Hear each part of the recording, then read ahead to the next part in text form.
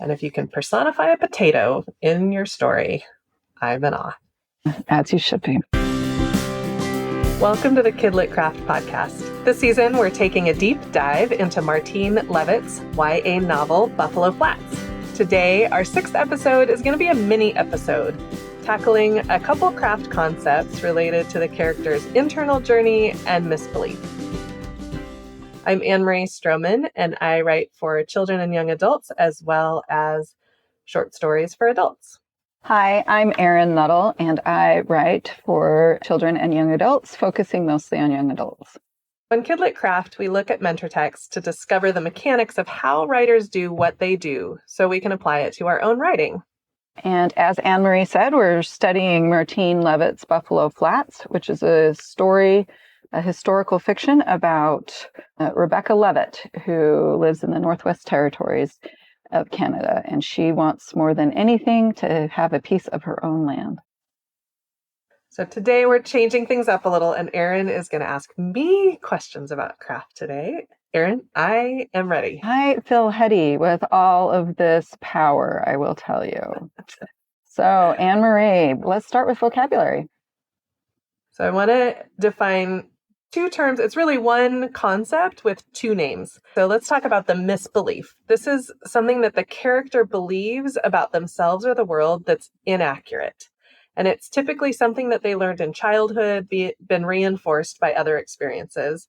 Lisa Cron's craft book, Story Genius, talks a lot about the misbelief in the first section. The other term you might hear that's related to this concept is controlling belief. Some people use controlling belief and misbelief interchangeably, and it's the belief that controls the character's behavior in the story and thus controls the trajectory of the story, and it's what will need to change for the character to grow. So again, both misbelief, controlling belief. I like the term misbelief. I do too. I think it makes sense, and it's right there in its name that it's something that is inaccurate. And so that helps me, at least while I'm writing, to remember to include it and that it will need to change. How does identifying a character's misbelief help you write your story?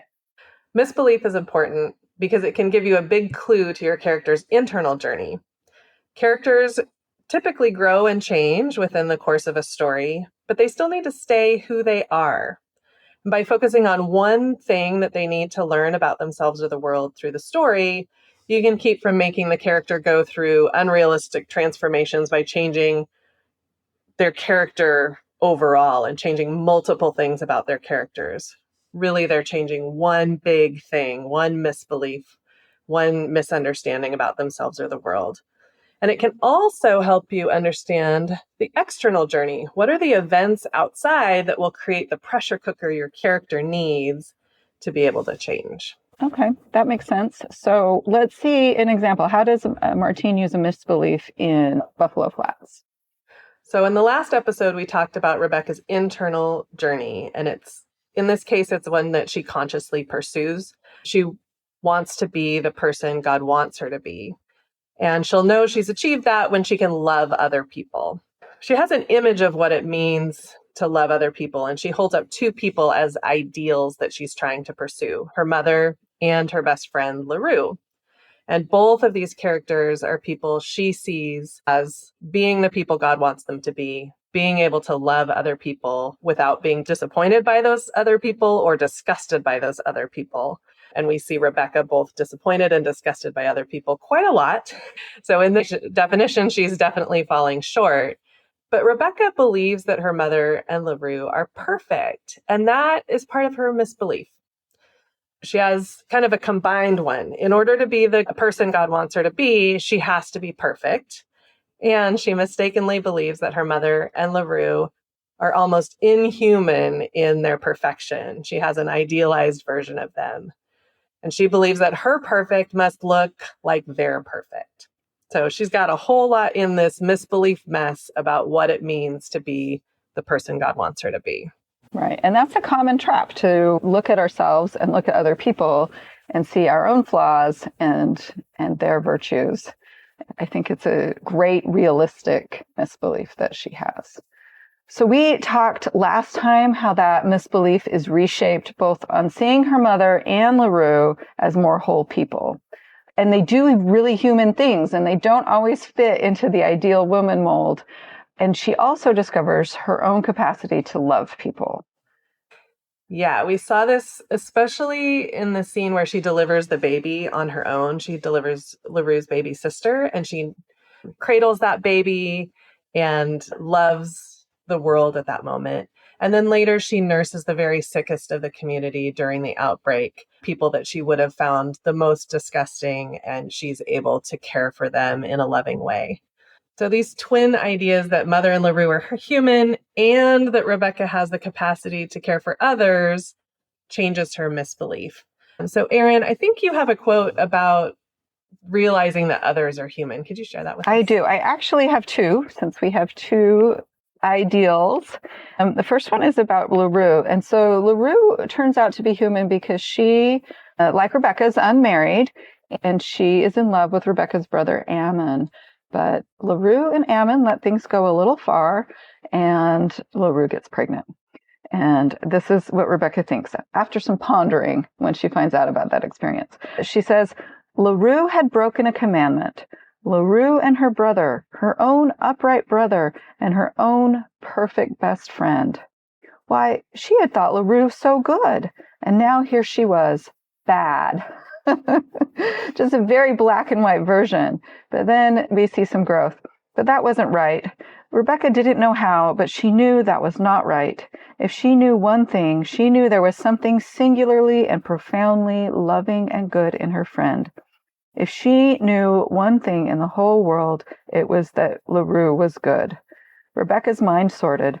Everything she had thought was good and right seemed suddenly like phonics, a set of rules someone had made up but didn't always apply.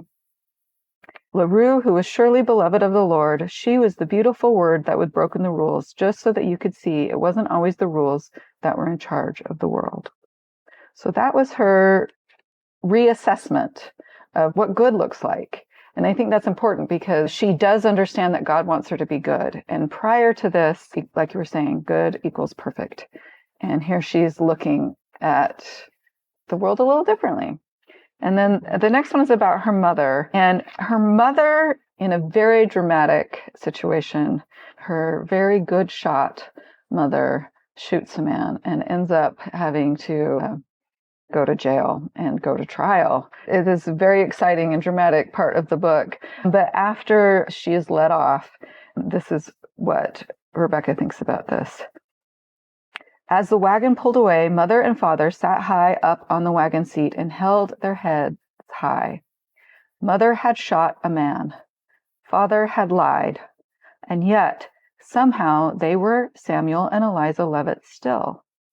Rebecca felt the mountains had been tipped upside down, balancing on their snowy tips, their roots floating up like ribbons toward the clouds. It was not such a bad feeling.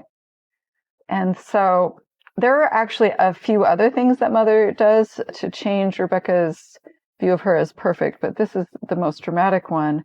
And as we know, Rebecca loves the mountains, and they are her rock, literally and figuratively. And to have her rock of a mother do these unexpected things certainly flipped a switch inside her. But we hear it was not such a bad feeling. So she goes from understanding perfect as following the rules to the letter to really the spirit of caring and doing good in the community. And that might look weird, right? It might look unexpected. It might look like taking a skill like shooting and using it to protect other people in a way that harms someone. Right, for sure. Because prior to that, Mother's used her skill with a shotgun to get food for the family. And then she did save an abused woman. And so while Rebecca was very much in favor of saving Sister Simple, to have it happen that way and to play out that way was really unexpected and definitely made Rebecca change how she looked at her mother and at the world, and especially at herself and how she fit into that mold. Martine's such an expert at pulling all these different threads together and making everything matter, right? Making the characters of a Mother and LaRue be these different kinds of idealized versions, and then having Rebecca's views of them change, and also to have those same characters helping her, being allies to her and challenging her in different ways throughout the story. My mind explodes. That is the appropriate reaction. That is definitely how I felt reading this book. So if we look at these changes that Rebecca has, where she starts with her one misbelief and is able to shift to a new belief system by the end of the book, how does that journey relate to her external desire to have that piece of land? Because as you said, Martine makes everything relate to each other. So I know it does. Well, we can see practically that this external journey and this pursuit of getting land actually puts her in the way of learning some of these things. So for instance, she needs to earn money. Her mother's a midwife. It's a natural thing for her to help her mother with midwifery, and she can earn money from that. And being a midwife, as we've seen with her delivering LaRue's baby sister, actually changes her. So the external journey and the things she's doing there puts her in the way of these internal changes. And arguably the internal changes are more important than this external pursuit of land. But Martine puts those together so seamlessly. She does. And that is something that I think is helpful for us as writers to think about when we are creating our own stories. Because previous to Rebecca deciding she wanted to buy this land, she helped her mom around the house, and she wandered the wilderness and had a lot of free reign because of the fact that she was like the baby of the family.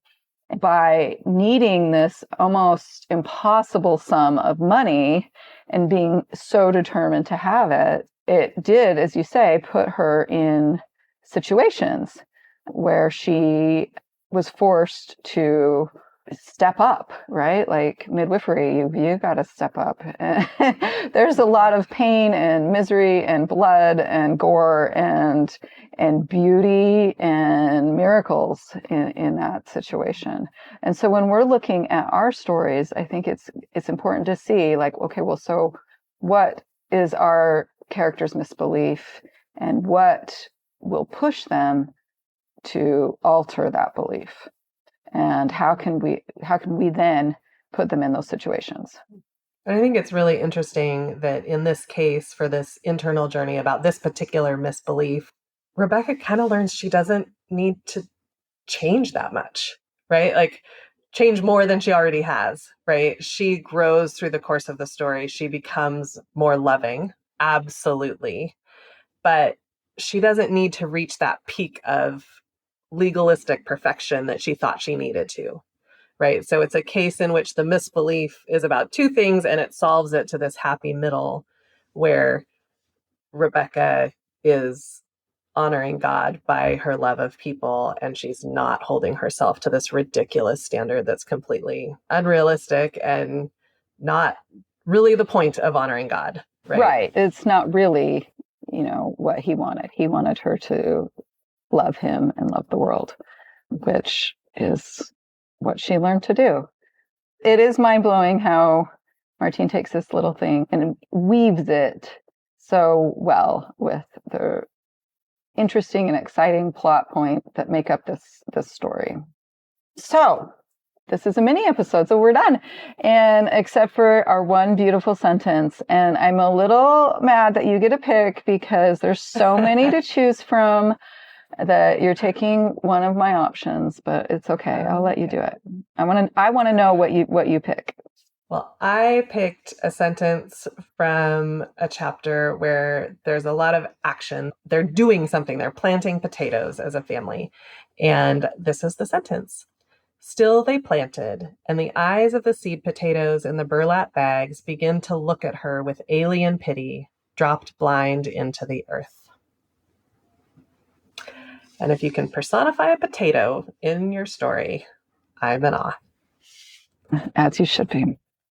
That's it for today. If you are enjoying this podcast, you can find more content like this at kidlitcraft.com. You can find us on social media at KidLitCraft. And you can support this podcast on Patreon. We'll be sending out KidLit craft stickers to the first 20 subscribers. And we've got t-shirts. They're very cute, and I will vouch for their softness. You can find those at Cotton Bureau.